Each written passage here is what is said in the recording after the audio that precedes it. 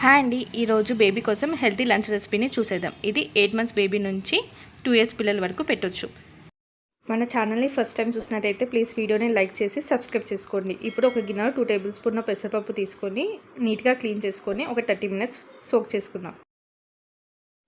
ఇప్పుడు మరొక గిన్నెలో 2 టేబుల్ స్పూన్ బ్రోకెన్ వీట్ తీసుకున్నాండి. దొడ్డుప్మా రవ్వ అంటాం కదండి అది.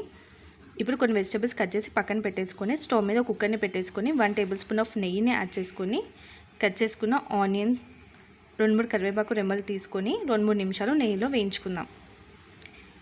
ఇప్పుడు తురుముకున్న క్యారెట్ కూడా వేసుకొని 2 నిమిషాలు నెయ్యిలో వేయించుకుందాం.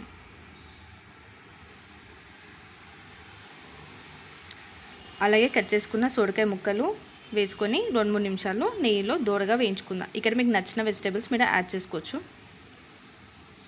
ఇప్పుడు కొద్దిగా పసుపు వేసుకొని ఒకసారి కలుపుకుందాం. ఇప్పుడు గోధుమ రవ్వని కూడా వేసుకొని ఒకసారి మళ్ళీ కలుపుకుందాం. ఇప్పుడు పక్కన నానబెట్టుకున్న పెసరపప్పును కూడా వాటర్తో సహా వేసుకొని మళ్ళీ ఒకసారి కలుపుకుందాం. ఇలా కొద్దిగా బాయిల్ అవుతున్నప్పుడు కొద్దిగా జీలకర్ర పౌడర్ని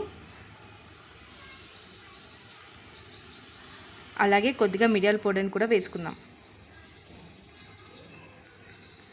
మీ పిల్లలు 1 ఇయర్ అబోవ్ అయితే కొద్దిగా సాల్ట్ కూడా యాడ్ చేసుకొని ఇక్కడ 1 గ్లాస్ ఆఫ్ వాటర్ పోసుకొని కుక్కర్ పైన మూత పెట్టేసుకొని 5-6 విజిల్స్ వచ్చేంత వరకు కుక్ చేసుకుందాం. ఇప్పుడు ప్రెషర్ అంతా వెళ్ళాక ఒకసారి మూత తీసి చూసారా ఎంత చక్కగా ఉడికిపోయిందో. ఈ విధంగా ఉడికితే మనకు సరిపోతుందండి.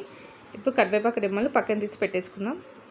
ఇప్పుడు ఒక స్మాష్ హెల్ప్తో మెత్తగా స్మాష్ చేసుకుందాం. మీ పిల్లలు ఎంత మెత్తగా తింటారో అంత మెత్తగా స్మాష్ చేసుకోండి. ఈ రెసిపీ లంచ్లో కానీ డిన్నర్ టైంలో కూడా పెట్టొచ్చండి.